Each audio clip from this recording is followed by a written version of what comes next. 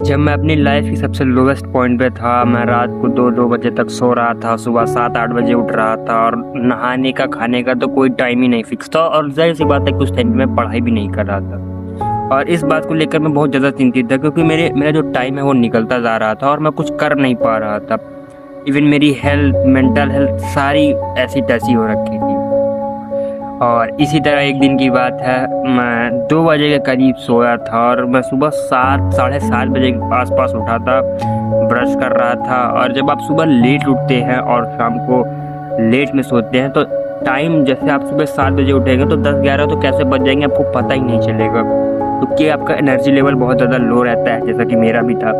और अब कुछ करने का भी मन नहीं करता। तो मेरे साथ भी सेम चीज़ रिपीट हो रही थी बार बार। मेरा जो समय है वो बर्बाद होता चला जा रहा था। तो एक दिन मैंने ऐसे ही आके डिसाइड किया कि यार बहुत हो गया, ऐसे दिन नहीं जाएगा मैंने। और फिर उस दिन मैं अपनी डायरी लेकर बैठता हूँ और सच बताऊँ तो डायरी बहुत ज़्यादा हेल्प करती है। और उसमें मैं डायरी लेकर बैठता हूँ और उसमें मैं लिखता हूँ, मैं अपना दिन एनालाइज करके लिखता हूँ कि यार मेरा जो टाइम है वो एक्चुअली में जा कहाँ रहा है। तो मैं लिखता हूँ कि सुबह 7 बजे के करीब उठा, ब्रश करते नहाते खाते 10-11 बज गए। फिर उसके बाद मोबाइल देखने लगा। उसके बाद फिर मैं सो गया। शाम को उठता हूँ, मोबाइल देखता हूँ, खाना खाता हूँ, मोबाइल देखते रात के 2 बज रहे हैं, फिर सो रहा हूँ। एक टाइम पे मैंने मुझे पता चल गया था एक्चुअल में कि मेरा टाइम जा कहाँ रहा है। और फिर मुझे लगा कि अब मुझे इस चीज़ को फिक्स करना चाहिए। तो सबसे पहला स्टेप जो मैंने उठाया वो था कि मैं अपनी स्लीप फिक्स करूँगा, क्योंकि स्लीप ही वो सबसे इम्पॉर्टेंट चीज़ है जो कि मेरी लाइफ को डिस्ट्रॉय कर रही थी। स्लीपर ना होना, क्योंकि जब आप लेट नाइट को सोते हैं और सुबह लेट उठते हैं, भले ही आपको लगता हो कि आप 7-8 घंटे सोए हैं आज, लेकिन आपको जो एनर्जी लेवल है बहुत कम रहता है, आपका कुछ करने का मन नहीं करता और आपके बॉडी में एक अलग ही लेवल का आलसपन होता है। मैंने डिसाइड किया कि मैं सुबह जल्दी उठूँगा और उधर जल्दी सोने की कोशिश करूँगा। 9-10 बजे सोऊंगा, इधर 5-6 के करीब उठने की कोशिश करूँगा। और रियलिटी में चीज़ वर्क करती है।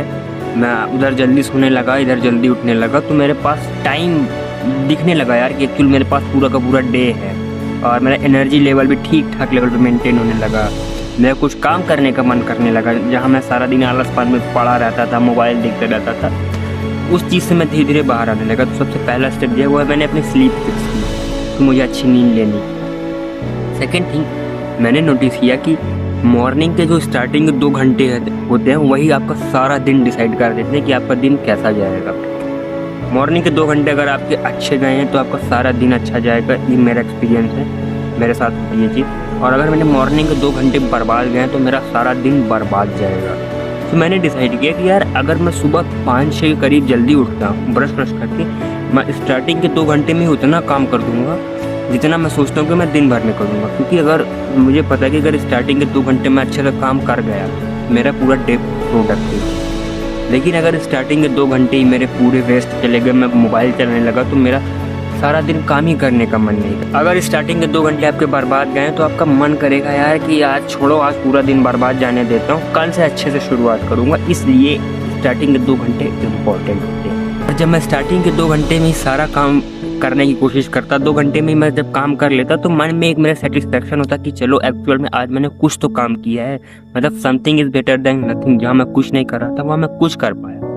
और फिर उसके बाद मैं थोड़ा घूमता टहलता और अकेले में शांति से बैठने लगता। तो यहीं से धीरे धीरे मेरी लाइफ ट्रांसफॉर्म हुई और उसके बाद ही जाके मैंने अपना यूट्यूब चैनल स्टार्ट किया था। ठीक है, नेक्स्ट वीडियो में, तब तक के लिए just be better every day.